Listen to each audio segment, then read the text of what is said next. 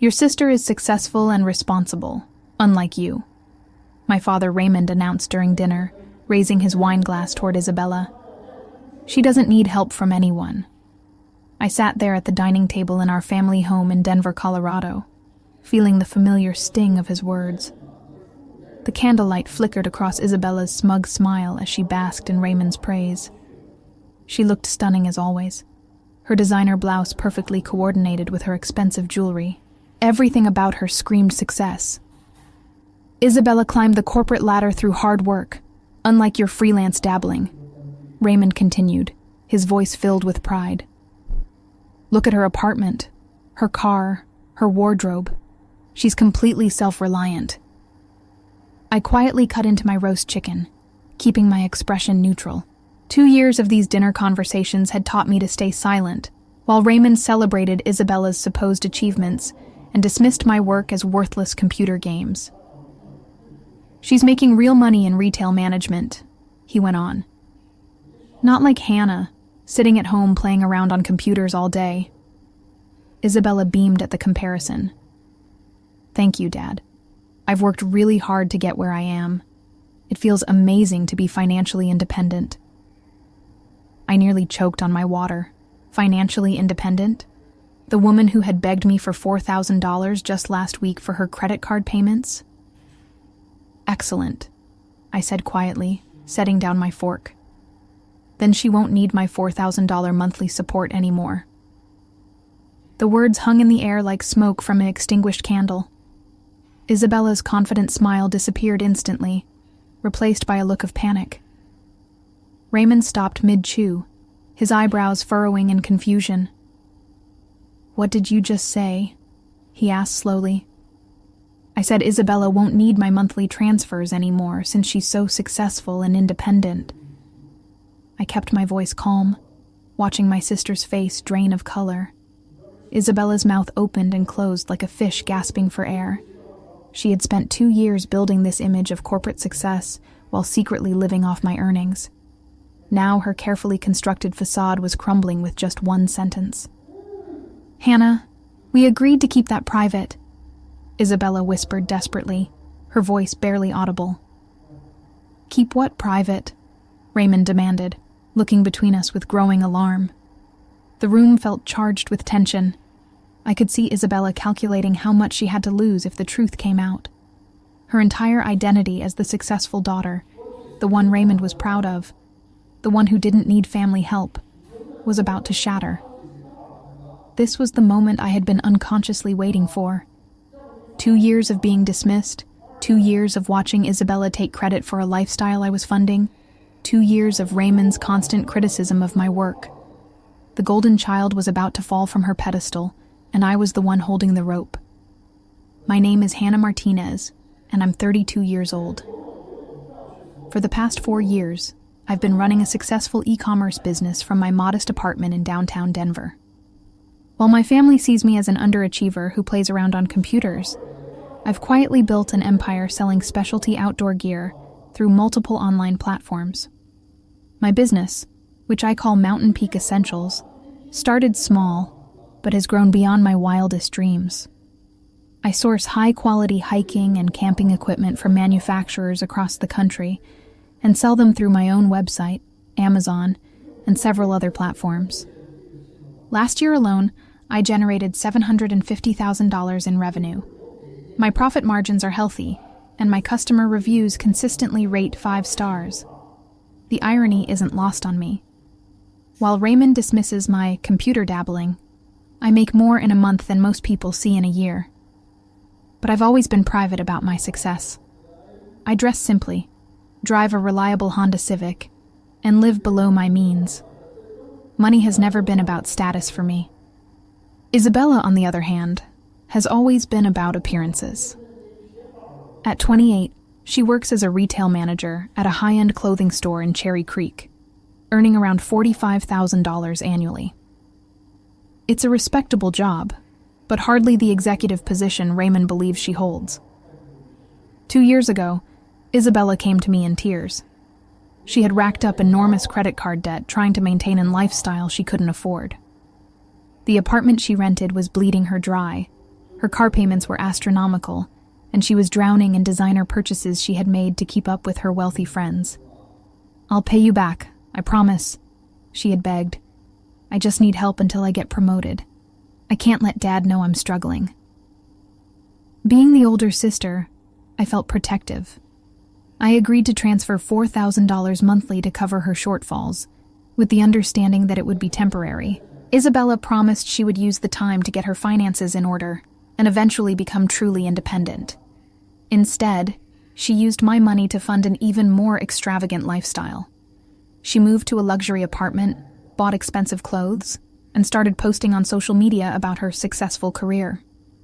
She convinced our extended family that she was thriving in corporate America while carefully hiding the truth about where her money really came from. Meanwhile, Raymond continued his pattern of comparing us during every family gathering.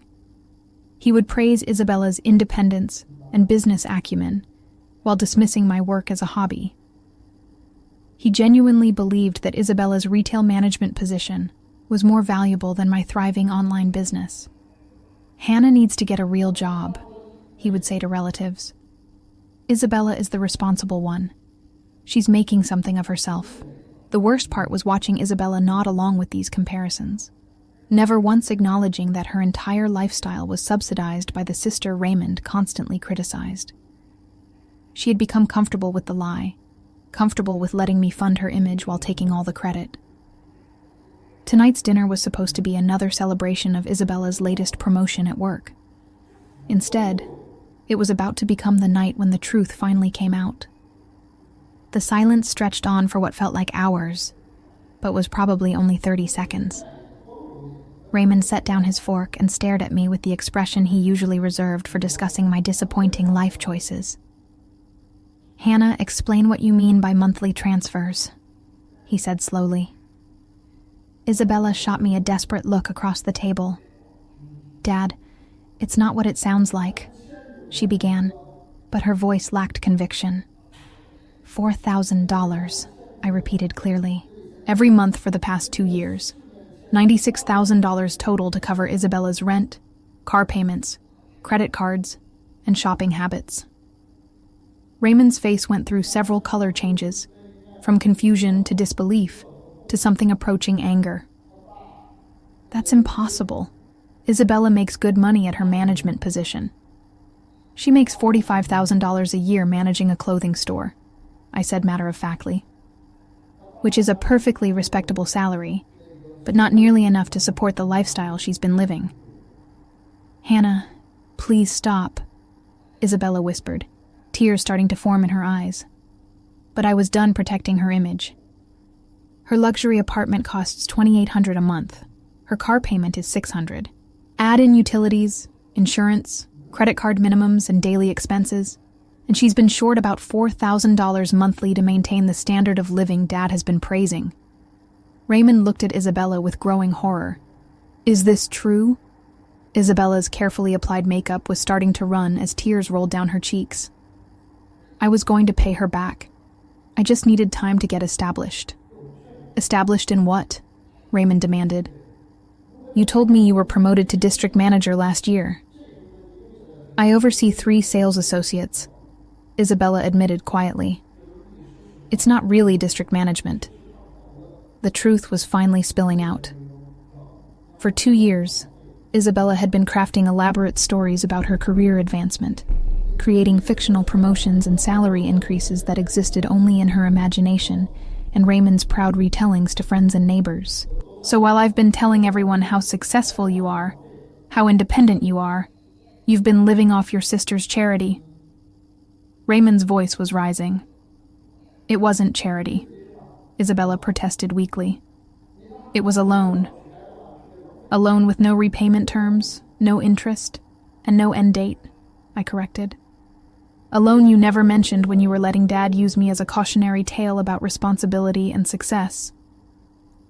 Raymond turned to me with a look I had never seen before. It wasn't his usual disappointment or dismissive irritation. It was something closer to shame. "How much money do you actually make with your computer work?" he asked quietly. I had never planned to reveal this information, but the moment seemed right. Last year, I grossed $750,000 through my e-commerce business. After expenses and taxes, I cleared about $400,000. The number hit Raymond like a physical blow. He sat back in his chair, staring at me as if seeing me for the first time. Isabella was crying openly now, realizing that her secret was completely exposed, and her image as the successful daughter was permanently destroyed. Raymond's wineglass slipped from his fingers and shattered against his dinner plate. The sound echoed through our suddenly too quiet dining room as he processed what I had just revealed. 750,000, he repeated, his voice barely above a whisper. That's gross revenue, I clarified. My net profit was around 400,000, but yes. Isabella was hyperventilating at the other end of the table. Hannah, you can't cut me off now. My rent is due in 5 days. I have credit card payments, car insurance, my gym membership. Maybe you should have thought about that before spending 2 years letting Dad believe you were more successful than me, I replied calmly, pulling out my phone. I'm canceling the automatic transfer right now. My fingers moved across the banking app with practiced ease. With a few taps, I deleted the recurring $4,000 monthly transfer that had been funding Isabella's fake lifestyle. There, I said, showing her the screen. Transfer canceled. Raymond was staring at me like I had grown a second head. You make more in a year than I made as a high school principal in 5 years, and you've been sitting here letting me lecture you about responsibility? You never asked about my income, I pointed out. You just assumed that because I work from home, I must be unsuccessful. Isabella suddenly stood up, her chair scraping against the hardwood floor.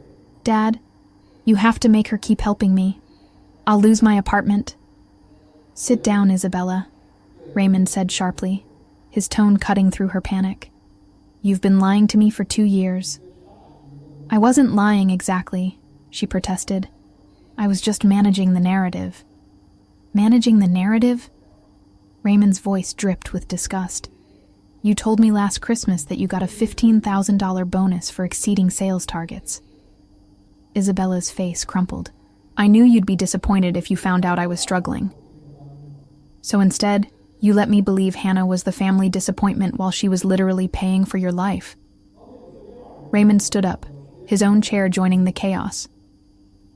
Do you have any idea how many times I've told people that Hannah needs to get her act together? How many times I've used Isabella as an example of what Hannah should aspire to be? The irony was almost funny. While Raymond was holding up Isabella as the model of success and independence, she had been entirely dependent on my financial support.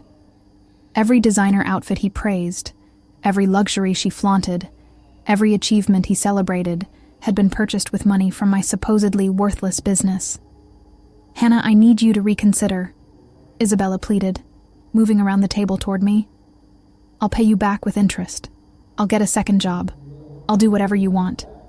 What I want, I said, standing up to face her, is for you to stop pretending to be something you're not. What I want is for Dad to stop using you as proof that I'm a failure. What I want is honesty. Isabella's perfectly styled facade was cracking. Her expensive makeup was streaking down her face, and her designer blouse was wrinkled from stress. For the first time in years, she looked like what she actually was, a 28-year-old retail worker living beyond her means. But Dad thinks I'm successful, she whispered desperately. Dad thought you were successful, I corrected.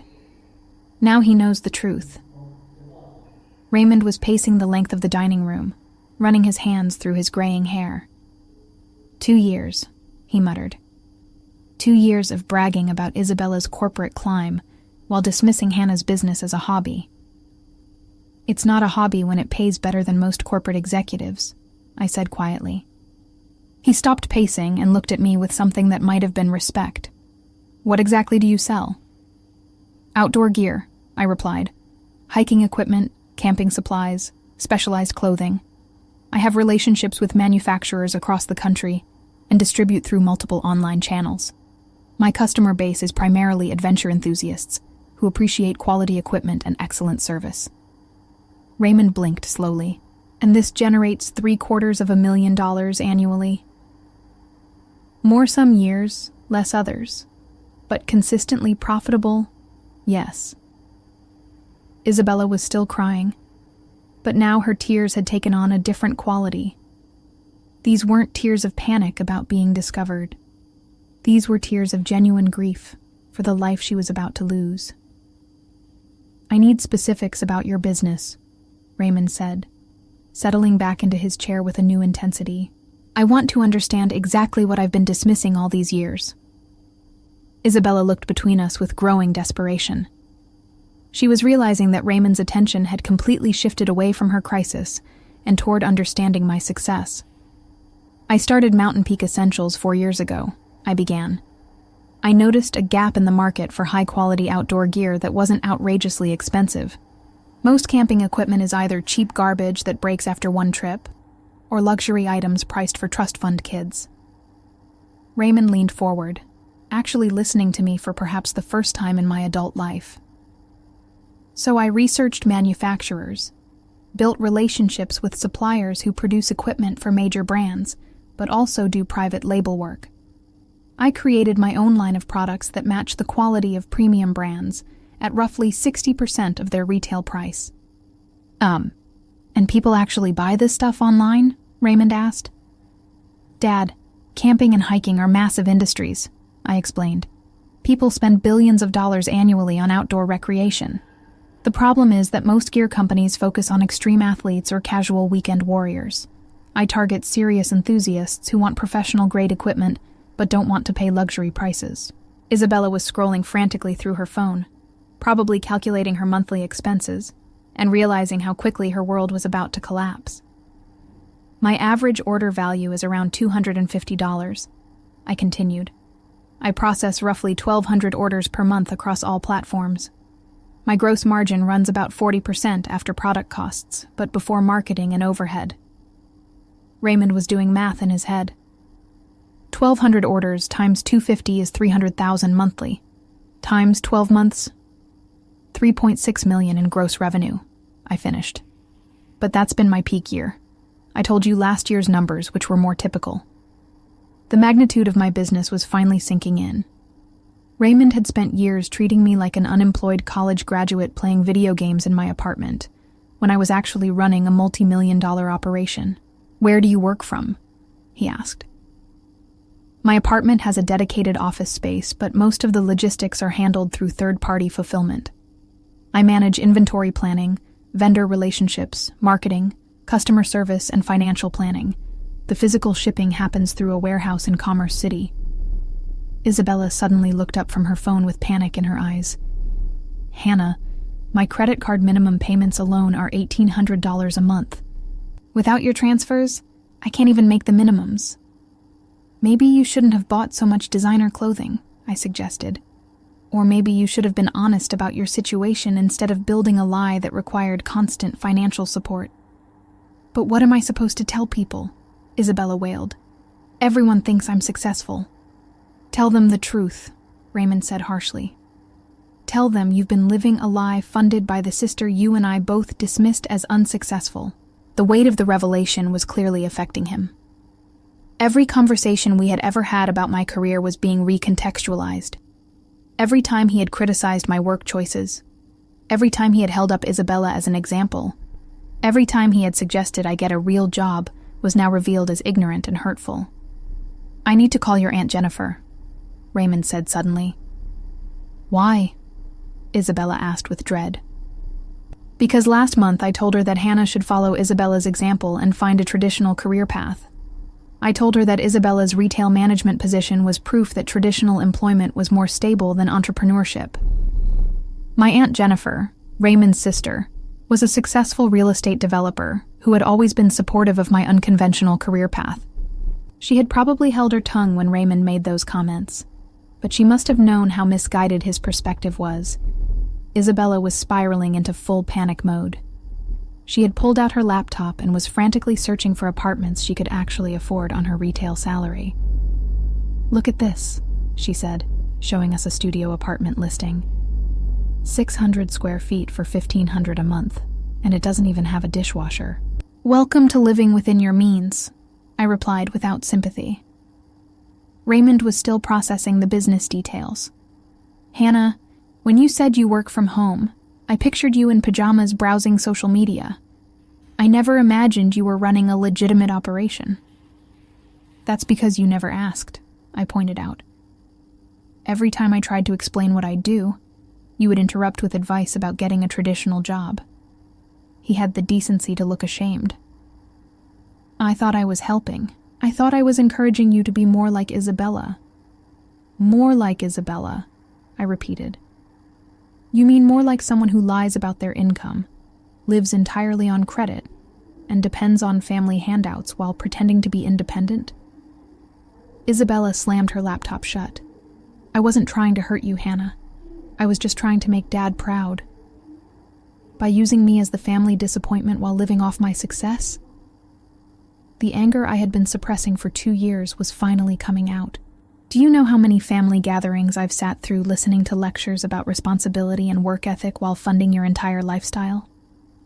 Raymond stood up abruptly and walked to the window overlooking our neighborhood. I owe you an apology, Hannah. A massive apology. It's not just about apologizing, I said. It's about recognizing that your assumptions about success and failure were completely wrong. Isabella's traditional job title impressed you more than my actual financial achievement. But her job seemed more... He paused, searching for the right word. More legitimate? I suggested. More respectable? More like what you understand? He nodded reluctantly. That's the problem, Dad. You valued the appearance of success over actual success. Isabella had a corporate-sounding title and wore business clothes, so you assumed she was thriving. I work from home in comfortable clothes, so you assumed I was failing. Isabella was crying again, but this time the tears seemed more genuine. I never wanted it to go this far.